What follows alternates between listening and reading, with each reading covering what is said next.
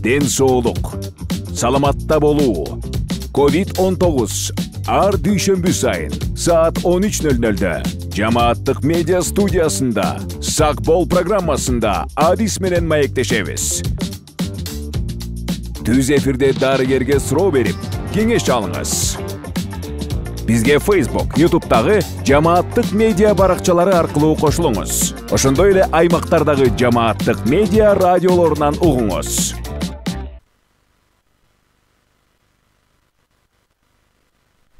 Кутман күнүңүз менен көрөрман жана угарман, жамааттык медиа студиясында Сак бол программасы өз эфирин баштайт. Эфирде мен Айгерим Кодбекова алып баруудамын. Бул жолу биз сезондук ОРВИден кантип сактануу керектиги тууралуу сүйлөшөбүз. Ал үчүн студияга ооруларды алдын алуу жана мамлекеттик санитардык эпидемиологиялык көзөмөлдөө бөлүмүнүн дарыгери, эпидемиолог Венера Алымкулованы чакырганбыз. Кутман күнүңүз менен студияга кош келдиңиз. Саламатсызбы? Маекти баштоордон мурда алгач ушул бизде сасык тумоо болобу, сиз айтып аткан ошо өтө курч кармаган вирустук инфекциялар мындай баарын жалпы эле бир карашат да. Бул экөө кантип айырмаланат, кайсыл учурда сасык тумоо жана кайсыл учурда инфекция коюлат, ушуларды айырмалап айтып берип койсоңуз. Туура айтасыз, негизи элдин арасында бул бир гана баары тең эле грипптүү эле грипп бир эле топко киргизип салат, бирок бул топ негизи грипп эмес, өтө жугуштуу респираторлук вирустук инфекциялар болуп эсептелинет. Алардын ичине ошо грипп да кирип кетет. Анан бир симптоматикасы баарыныкы бирдей эле болуп өтөт. Температура берет, мурдунан суу агат, жөтөлөт, денесине шалдырап, жаткысы келип, чартатып дегенде. Негизи эң айырмаланып кетишүүсү бул гриппте деген оору деген татаалыраак келет да, тяжелый случайлар болот деп коет. Например, башка ооруларда 38 градуска чейин дене табы жетсе, бул грипптики өтүп кетиши мүмкүн. Андан кийин грипптен кийин осложнениялар көп болот дагы. Ошо эгер адамдын өнөкөт оорулар бар болсо, ошолордун баарын козгошу мүмкүн да. Анан бирок аны деген адам баласы жөн гана өзү кое албайт, өзүнө грипп экен, бул же болбосо ОРВИнин дагы башка түрү экен деп, мындай медициналык кызматкерлер дагы оңой менен кое албайт. Көбүнчө буну деген ошо лабораторуна гана такташат да. ОРВИнин тобуна көптөгөн башка түрлөрү кирет. Риновирус деп коет, РС вирус деп коет, аденовирус, парагрипп дегендер бар, синус дегендер бар. Алар баары тең бири-бирине окшош келет, бирок кээ бир жеринде мындай кандайдыр бир өзгөчөлүктөр болот. Балким бирөө байкаса, кээ бирөөнүкү деген жөтөл каналы болот, тамак ачышып, кургап, кээ бирөөнүкү болсо мурду тынбай эле мурдунан суу ага берет кечке. Кээ бирөөнүкү болсо эчтекеси жок, бирок дене табы эле көтөрүлүп, анан жаны жер татып деп коюшат. Жаткысы келип эле, уйкусу келип шалдырап, ушундай нерселер, мындай айырмачылыктар болот. Бул учурда уже медициналык кызматкер карап, бөлүштүрүп, анан анткенде деле баардыгы тең эле бирдей эле диагноздуу ОРВИ деп коюп коюшат. Эгер байкашса, баардыгы тең ошо көрүнүп келгенде диагностика деп ОРВИ деп коюлуп калат да. ОРВИ деген ошо өтө курч жугуштуу вирустук инфекциялар болуп эсептелинет. Негизи сасык тумоону деле вирустар чакырабы? Бул мындай дарылоодо айырмаланып, мисалы ОРВИде булар вируска каршы дары-дармектер колдонсо, сасык тумоодо антибиотиктер колдонулабы же кандай? Жок, баардыгы тең вирус тобуна кирет. Антибиотиктен азыр туура айтып кетти, туура сөз сурап бердиңиз. Биздики деген эмнегедир ошо жөтөлүп, чүчкүрүп калса эле өздөрү билип атат ОРВИ экенин, вирус экенин, бирок антибиотикке эметишет да, жүрүшөт да. Антибиотик деген бул бактериялардан жардам берет. Ал только бактерияга, вируска ал эч кандай пайдасы жок. Эгер медициналык кызматкерге көрүнүп антибиотик жазып берсе, значит кандайдыр бир бактериальный инфекция кошулуп, татаалданып кетти оору, же болбосо өзүнүн өнөкөт кандайдыр бир оорусу бар болчу, бактериялар менен байланыштуу ошол кармаган үчүн антибиотик жазып берет да. Например, мисалга алсак, ангина кармалып калышы мүмкүн, танзилит, ларингит, атит дегендер бар, гайморит дегендер бар. Кулак мурун мурун оорулары өпкөгө өтүп кетиши мүмкүн, пневмония болот. Bunun баары уже вирустан деген келип неме болуп козголуп, андан кийин кандайдыр бир бактериальный инфекция кошулуп, уже воспаление болду деп туруп, андан кийин анан антибиотик жазышы мүмкүн да. Неме боюнча вирус менен ооруса, вируска деген мындайча айтканда дары жок, бүт баары симптоматическое лечение болот. Эгер дене табы көтөрсө, дене табын ылдыйташ керек. Эгер иммунитет түшүп кетсе, иммунитетин көтөрүш керек. Же болбосо мурдунан кечке суу акса, аны токтотуш керек. Тамак ачырса, ошо тамакта воспаленияларды бүт снимать этип, ошондой сыяктуу симптоматическое лечение гана колдонушат. Вирустан уже өзүнөн такалганда дары дармек жок. Ошон үчүн экөөнүн дарылашы эки баш кылып эсептелинет дагы, ал экөөнү аралаштырбаш керек. Ошондуктан биз ар дайым сезон башталганда ошо сиздердин кесиптештериңизге жардамы менен бүт баарына тең ушинтип жарыялайбыз да. Өз алдынча дарыланбагыла. Үйдө эгер курчулап же болбосо катылып кетсе, то биринчи очередь ошо медицина кызматкерлерге кайрылыңыздар деп. Ошол мындай сезон деп айтып калабыз. Бул дайыма күз, кыш, жаз айларында. Азырда бизге жаз келген, жазга аз убакыт калды. Анан эмнеге бул мындай ушундай сезон учурларында көбүрөөк күч алып баштайт? Анан адамдар мындай бул мезгилдерде кантип өзүн алып жүрүп сактаныш керек? Сезондук оору болуп эсептелинет чынында эле. Себеби деген ошо сиз айткандай, октябрь айы деген бүтүп калып, ноябрь келе баштаганда буга деген көптөгөн факторлор маани берет. Бир гана ошо сезондун өзгөрүлүшү эмес, мезгилдин өзгөрүлүшү эмес, күз бүтөрү менен бизде деген жер жемиштер токтолот, же болбосо азая баштайт. Бизге деген ошо витаминдер, микроэлементтер жер жемиштер менен келген, күчтүү убакта келген азая баштайт дагы. Биздин организмибиз ошо башка нерселерди кетире баштайт да. Экинчиден деген мезгил ашмашканда суук башталат. Азыр көрүп атасыздар, кыш болобу, жаз болобу, погода нестабильная деп коет. Бир чоңоюп кетет, бир ылдыйлап кетет. Погода негизи аба ырайынын деген туруксуздугу болгону деген бир гана ошо иммунитетке пайдасы неметет да, зыяны келет да, иммунитет түшөт. Иммунитет түшкөндө уже биздин организмибиз бир гана ооруп эмес, болгон жугуштуу инфекцияларга уже кабыл боло баштайбыз да. Ошондуктан бул экинчи фактор болот. Андан кийин кыш келе баштагандан кийин эмне кылабыз биз? Бир бөлмөдө бекинебиз, терезелерди ачпайбыз, эшикке чыккыбыз келбейт, баскыбыз келбейт, күн нуруна жолукпайбыз. Мындайча айткандачы, витамин Д, ошо иммунитетти укмлет эткен витамин Д'лар витамини болуп эсептелинет. Аны биз деген тамак аштан аз гана ала алабыз, көбүнчө аны деген ошо күндүн нурунан ала алабыз да. Ошон үчүн эшикке чыгып дем алган абдан жакшы болуп эсептелинет. Андан кийин тамак ичкенибиз бузула баштайт, сергек жашообуз бузула баштайт, ас баса баштайбыз. Ошол факторлордун баары биригип келип иммунитеттин түзүшүнө алып келет дагы, анан ооруга уже чалга башташат да. Кийинки факторлор болуп, бул кондиционердин колдонгонубуз, отопление келет. Отопление, кондиционер колдонгондо бул бөлмөдөгү аба деген жылыта баштайт дагы, андагы нымдуулук төмөндөй баштайт, ал дагы ошо иммунитеттин түшүшүнө алып келет. Эгер байкап калсак, ошо кичинекей ымыркайлар болобу же чоң кишилер болобу, эртең менен турганда тамактар кургап, же болбосо мурун көңдөйлөрүндө кичинекей мулардыкы мелер неметип калат, катып калат да. Ошо белги болуп эсептелинет. Ошон үчүн комнатадагы нымдуулукту дагы туура алыш керек. Анан үчүнчү белгилерден болуп, бул туура эмес тамактануу. Эгер жай мезгилинде деген биз колдо деген ар дайым жер жемиштер, тамак аштар бүт баары тең вытянутые руки деп коет, кайка барса эле сатып алчу да болобу. Азыр болсо кыш мезгилинде деген биринчиден баасы өсөт, экинчиден биз чыккыбыз келбей, уже үйдөгү нампан мындай жер жемиштерди азайта баштайбыз да. Это уже факт. Ошондуктан баардыгы биригип келип, ошо иммунитеттин түшүшүнө алып келет. Анан мындай көбүрөөк бул вирустар менен жаш балдар анан бат-баттан ооруп калган учурлар көбүрөөк кездешет. Ошол эмне үчүн балдар тез ооруп калат? Анан кайра ооруп, ошо иммунитети түшүп аткан балага кантип жардам бериш керек? Негизи деген кичинекей балдар чалкан себеби деген алар чоң кишиге көз каранды. анын иммунитетин деген негизи чоң киши караш керек, ата энеси болобу же болбосо ошо баланы карап жаткан адам.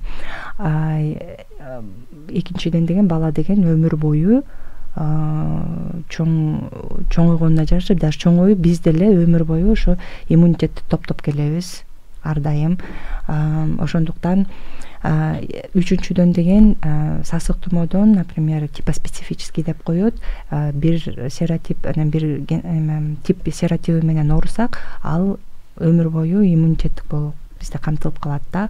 Неме болсо башка жугуштуу оорулардан, түкүрч жугуштуу респираторлук оорулардан иммунитет андай болбойт, алар деген постоянно эле чалдыгы берет.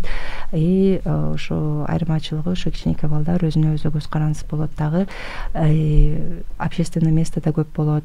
Например, уже иштеп баштагандан кийин коллективде азая баштайт. Окуп жүргөндө бир класста канча бала бар, азыр 20-дан 40-ка чейин мында бер четин алганда элечи, анан бирөөсү ооруп келгенде уже ал бардыгына жугуша баштайт да. Коллектив болушу мүмкүн.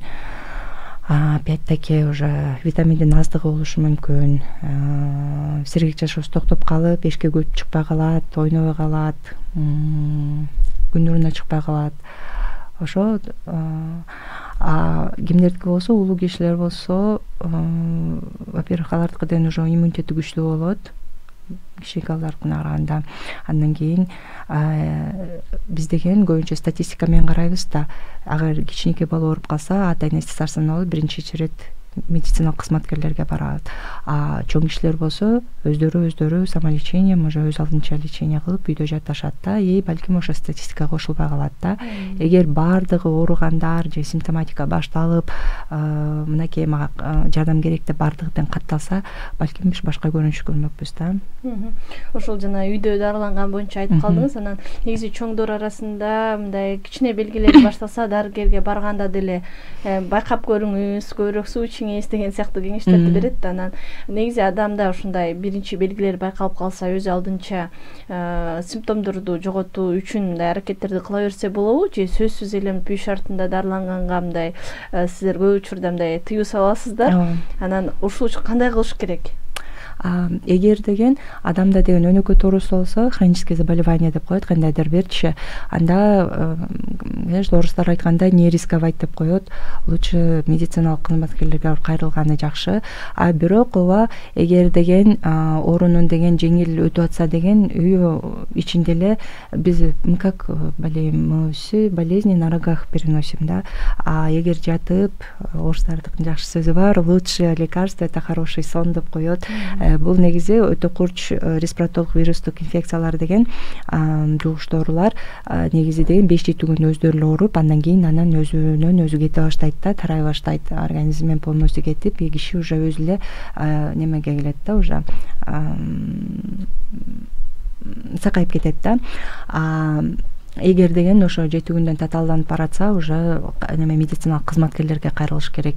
Үй ичинде болсо, туура айтасыз, бир гана ооруп аткан учурда эмес, негизи эле суу абдан жакшы нерсе, сууну көп ичиш керек. Жана айтып атпаймынбы, үйдүн нымдуулугу төмөндөгөн сайын организмде да нымдуулук да төмөндөй баштайт, аны постоянно алып жүрүш керекпиз.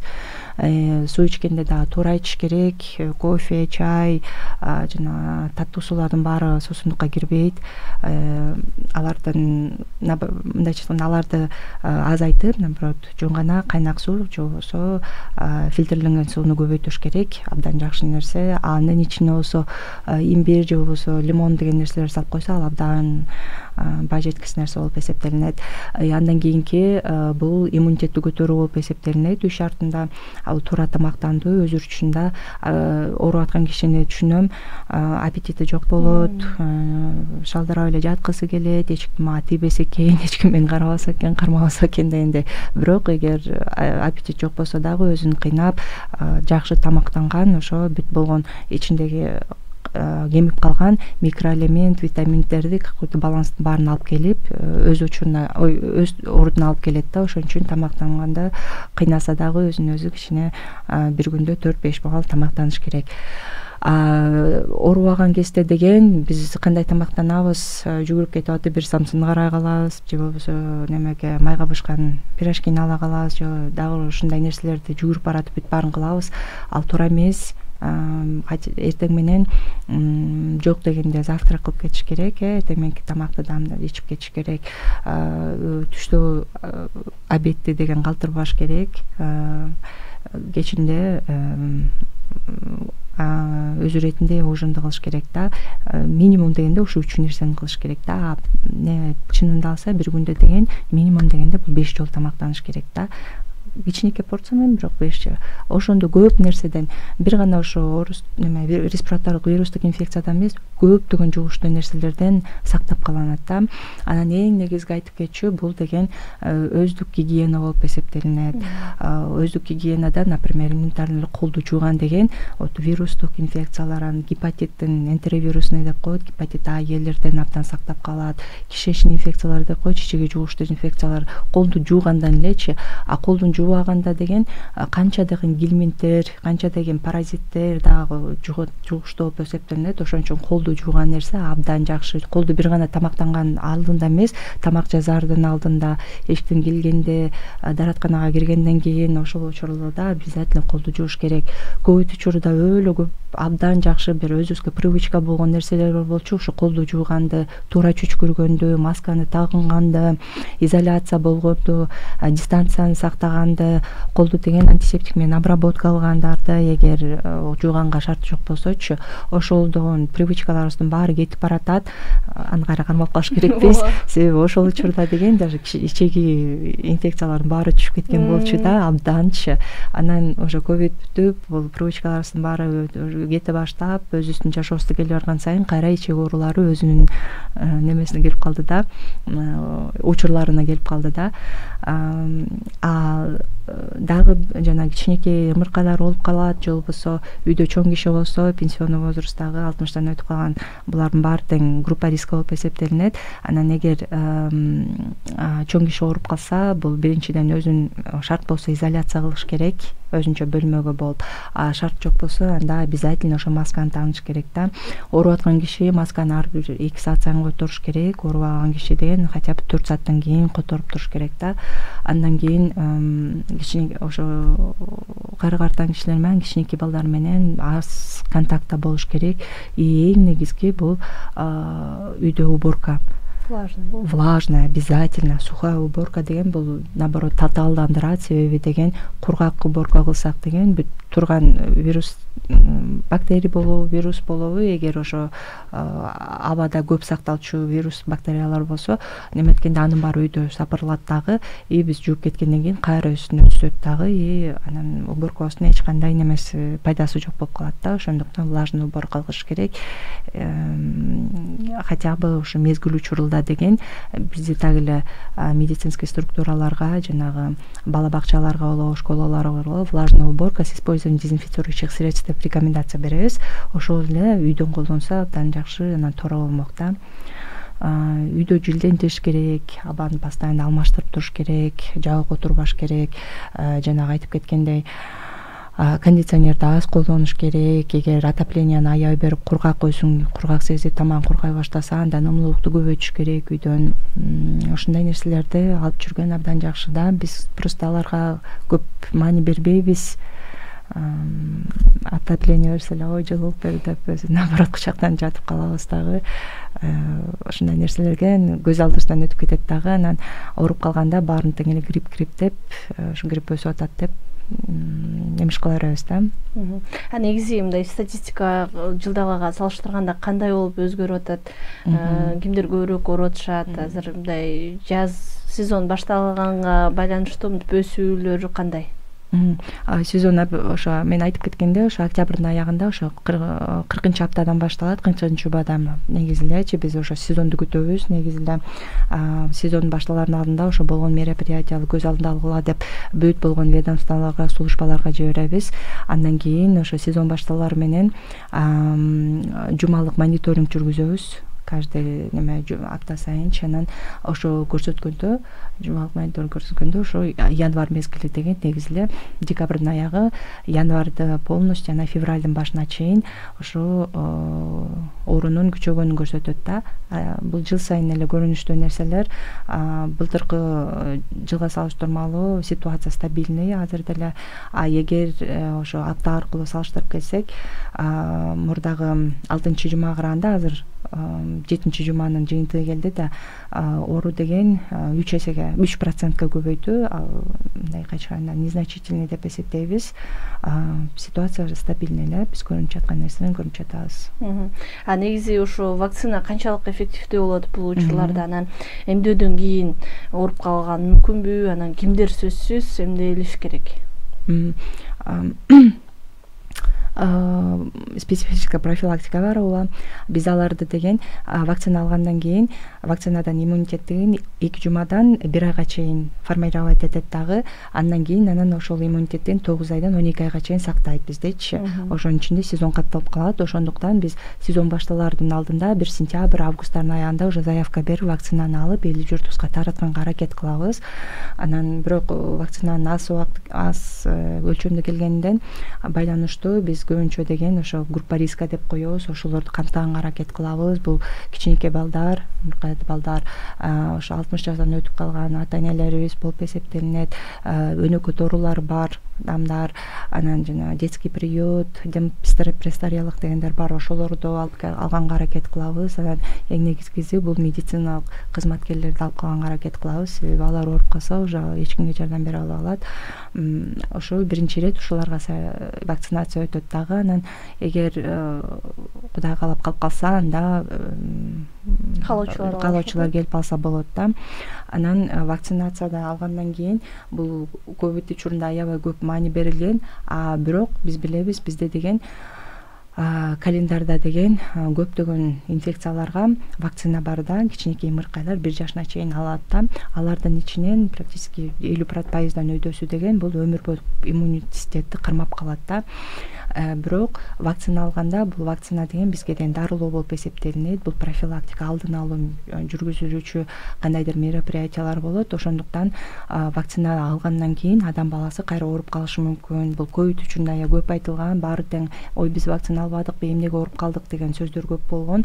Любой вакцинадан кийин ооруп калса мүмкүн, болушу мүмкүн, бирок вакцинанын эң биринчи деген милдети бул деген катуу оорудан сактап калуу, тяжелый случайден деп, анан өлүмдөн сактап калуу болуп эсептелинет да. Милдети негизи вакцинаны кошуу. Анан мынакей азыр көр деген оору өсүп атпайбы? Ошондо деген бизде анда вакцина бар. Анан көрдү алган вакцина 1 жолу вакцинация болот, анан экинчисинде деген ревакцина болуп иммунитетин укреплять этет да. Андан кийин балада деген өмүрдүк иммунитети пайда болот. Бирок ошончо дагы биринчи дозасын болобу, экинчи дозасын алгандар болобу, ооруп калгандар бар, пайызы абдан аз, бирок болот да. Алардын баары тең жеңил өтөт да, оорусучу. Өлүмдөн сактап калып, оору тяжелый случайдан сактап калып. Анан вакцинанын үчүнчү милдети бул мына лучше предотвратить, чем лечить деген понятие да. Ошолчу как раз лучше бесплатно вот мамлекет берип аткан вакцинаны алып коюп, кийин оорубай, ооруганда деген абдан көп каражатта кетет. Ошондуктан вакцинаны алып койгонго жакшы да. Сасык тумоодо бир эле дозасы сайлат, ооба, айтып кеткендей, сасык тумоодон ошо иммунитет деген 9 айдан 12 айга чейин алып жүрөт. Ошон үчүн биз жыл сайын заявка кылып, жыл сайын алып, жыл сайын ошо эл журтубузду эмдөгөнгө аракет кылабыз да. Чоң рахмат сизге, бизге бөлүнгөн убакыт соңуна чыгып калды. Убактыңызды бөлүп, биздин угармандарга пайдалуу маалыматтарыңыз менен бөлүшкөнүңүзгө ыраазычылык билдиребиз.